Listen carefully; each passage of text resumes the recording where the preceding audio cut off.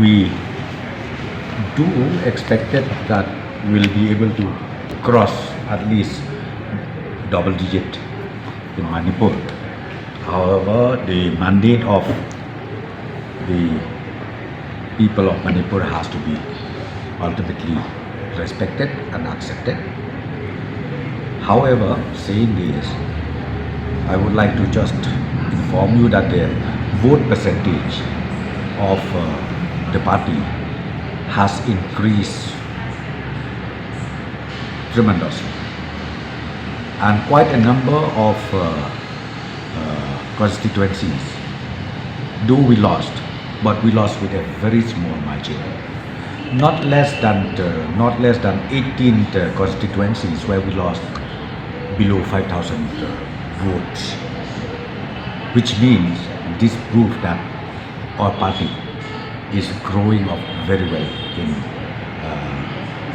the state of Manipur. Say anything on this because CM is still there in Imphal. So let him come back and then you may ask from him the latest. I said to you, I should not say anything right now unless the confirmation is really on the ground, which says that okay, we don't accept or we accept. But right now, as I said to you, since our CM is still in Imphal, I will not be able to say anything. Impact will be there, why not? From 4 we increased to 7. So that itself, the increase is almost 100%. Therefore, I personally feel if you come back to the state of Meghalaya, people now will see that in Manipur, NPP got 7 seats. We have MLAs in Arunachal also. We have MLAs in Nagaland also, NPP MLAs.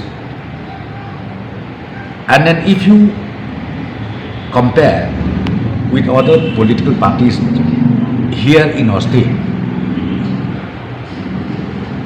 be it AITC, be it ITC, and then be it other parties, I think they don't have any base.